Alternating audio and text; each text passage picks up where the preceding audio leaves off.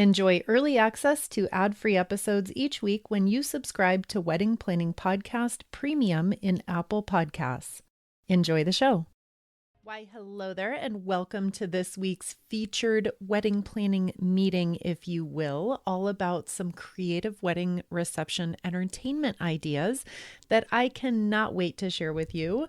First off, of course, a huge thank you, as always, for joining me here this week, and also a huge congratulations if you are coming for the first time or one of the first times because you're newly engaged. I'm incredibly happy for you and incredibly excited to spend some time together over the next few months. Today, couples are featuring really outside the box, really super creative entertainment ideas that are increasingly more personalized, more interactive, and more representative of their values, their personal style, and their tastes.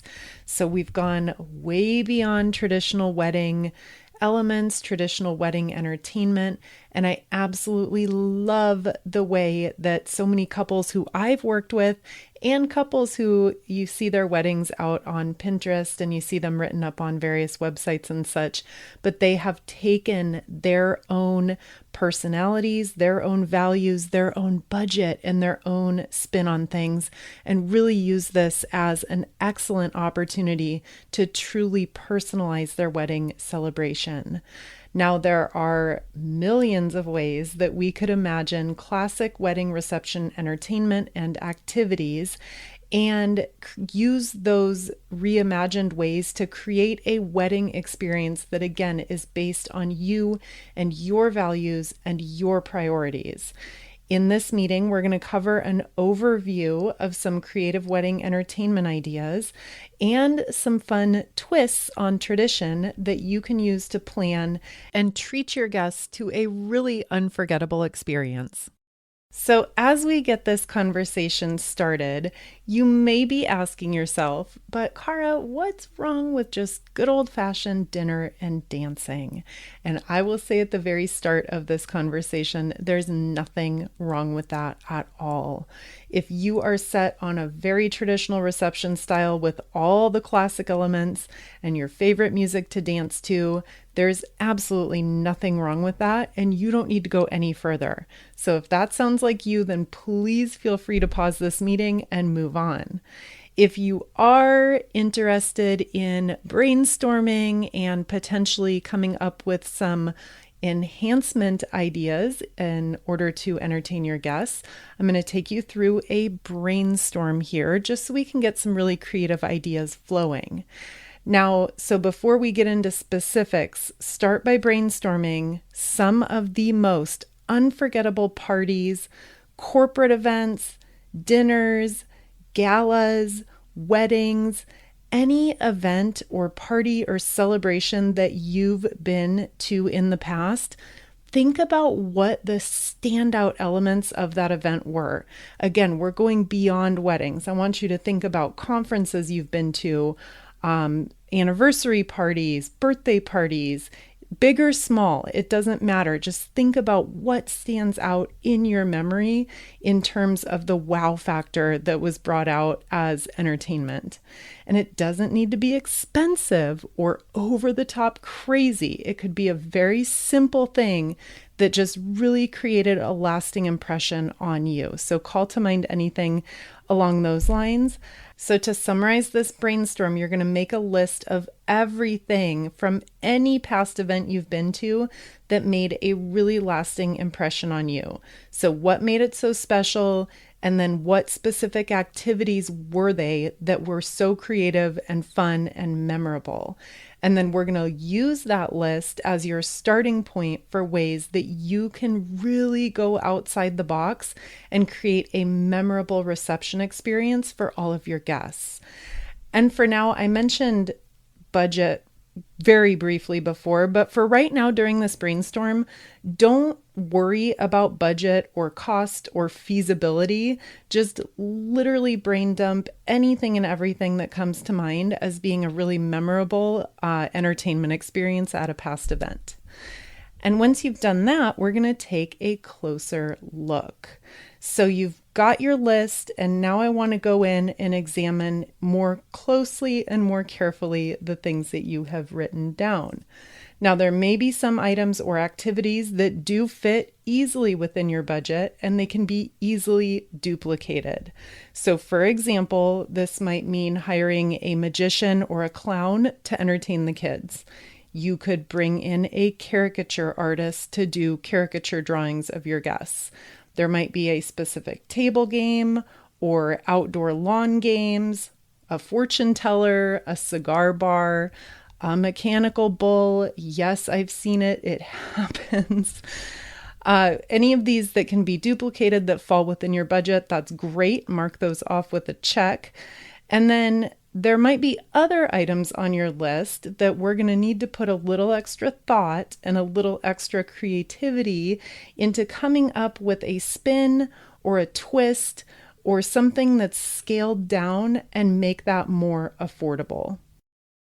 So for an very easy example, it would be really difficult for most of us to pull off a full-scale fireworks show at our wedding reception, but you could create a dedicated area for sparklers and guests to take selfie photos with sparklers. That would be totally doable, and it would be really memorable and really fun. And then another example, maybe you're feeling like spending a couple $1,000s on hiring a professional DJ isn't within your budget, in which case setting up some really well-placed speakers and AV equipment, I believe it's called. I'm sorry, I don't have that right in front of me.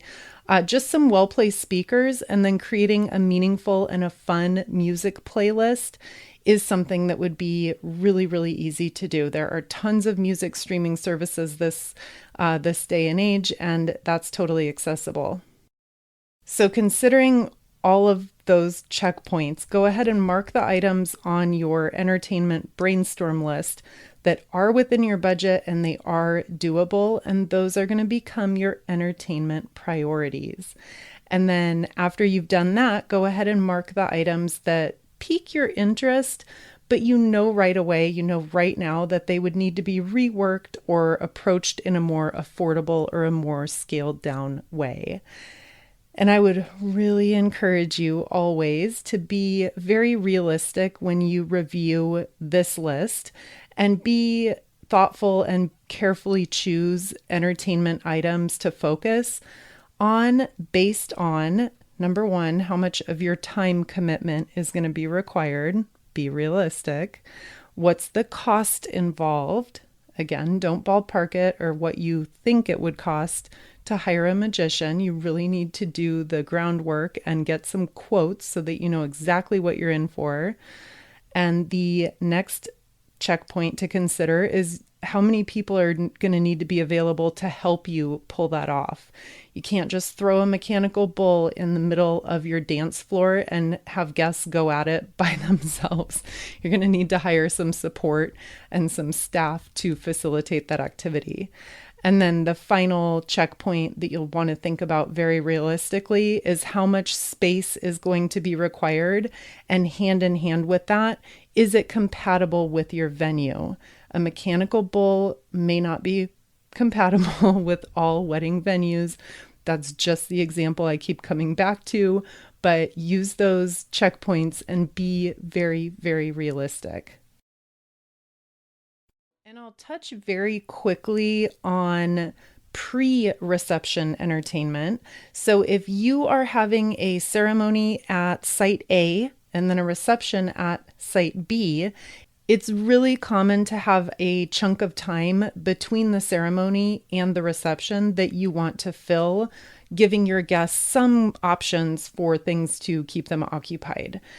Any of the entertainment guidelines from your brainstorm list could maybe apply to the downtime between the ceremony and the reception. I'm not going to go too deep into detail here, but a quick overview. Give your guests a map of any local breweries, wineries, restaurants, local sites that they could walk to and see. Be creative and just think, if you were coming in from out of town to a city that maybe you're not familiar with, what types of things would you want to do or see within a 2, a 3, a 4 hour time chunk? Again, I'm really simplifying this here. And we've kind of flowed through some suggestions for how to get really creative and outside the box with your entertainment elements. You can also, I don't want to forget, just creating really special moments and special experiences for your guests. That can happen within really traditional wedding elements as well. So classic elements of a wedding reception can always be updated, enhanced. You could put a different spin on it to, again, go ahead and create that really memorable guest experience that we're looking for. I would encourage you for this type of search. Pinterest is a wonderful resource. You'll find endless ideas and inspiration on ways to recreate some really common reception activities and wedding reception traditions. And I'm not going to rattle off this full list, but I have a list of about a dozen or so ideas for search phrases that you can copy and paste right into Pinterest search, and you'll find those in the written portion of this meeting. And then I think here in this meeting, in this conversation, I'm going to go ahead and say that I have saved the best for last. Our final topic that I want to cover is creating a comforting and an interactive space for all of your guests. One of the best ways to make a really comfortable and a really interactive space is to create familiarity among your loved ones. So from both sides, you need to remember that you probably know all of your wedding guests, but your guests probably don't all necessarily know one another. In some cases, many of them might, but in a lot of cases, I think you can probably think back to a wedding that you've attended where maybe you didn't know the majority of people there. I know I've been to tons of those. A way to create this comforting space is to consider asking everyone to wear some form of name badge with a brief title. And stop. I know it sounds kind of awkward, a little odd for a wedding, but stop for just a minute and think about, again, a corporate event. I always think about, I have 2 pretty small kids who are in school. So every time we go to a school event, the parents are encouraged to put a name badge on with the names of their kids. And this very, very simple thing, again, I know it can sound a little bit corny. You don't need to have like the stickers and expect people to wear a sticker on their beautiful dress or their evening wear. You could be creative in ways that you make these name badges. But I promise you, having people don a name tag of some sort is going to go a really long way in making your guests feel comfortable approaching one another. And then there are endless other ways that you can encourage interactive participation from your guests as they're sitting at their tables, as they're enjoying your cocktail hour. And these include fun table games, quizzes, a million things. Again, I'm not going to rattle off a ton, but go to Pinterest, use Pinterest to your example, and search for things like unique wedding games, wedding conversation starters, and get some ideas for some more ways that you can get your guests interacting and talking. I am by nature I'd call myself a relatively social and outgoing person. So if I'm in a crowd of people who I don't know terribly well or I don't know at all, it comes relatively naturally to me to approach people and start conversations, but not everyone feels that way. So just really take that idea to heart and consider that. And then last idea here for just creating a really comfortable, really friendly atmosphere is I love the idea of establishing a private Facebook group for you and your wedding guests in the months leading up to your celebration. A private Facebook group is a really fun way for all of your loved ones, all your friends, all your family members from both sides to get to know one another in a very hands-off and very non-intimidating way. Now, if you have loved ones who are super political or super religious, or they're just always on Facebook pressing buttons and, trying to get under people's skin, those might not be the best people to include in this idea. But generally speaking, a Facebook group where everyone who's invited to the wedding gets an invite into this group. And it's a really fun way for all of your friends and family members from both sides to get to know one another, to form connections, to share stories about maybe how they know you or their favorite memory of the two of you. And this really makes the wedding itself an incredibly meaningful time for everyone to finally meet one another in person.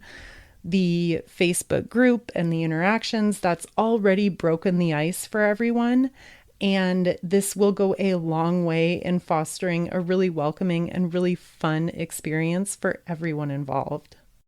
And for some super easy tips on getting a private Facebook group up and running, you can visit the link again that's in the written portion of this meeting. And then last words, you will definitely need to create a wedding reception timeline. This is so critical because you're going to want to make sure that you can incorporate all of your creative entertainment ideas without running out of time or without feeling rushed. Or this happens all the time, it just gets forgotten because you never planned for it to happen. Thank you so much for being here with me today. I hope you loved the show and got tons of inspiration. Don't forget to head to the show notes because I do have some written things in there that I mentioned throughout today's episode, Pinterest search terms, and also some more information to creating a private Facebook group. So head to the show notes when you have a hands-free moment, and I will meet you again next week, same time, same place.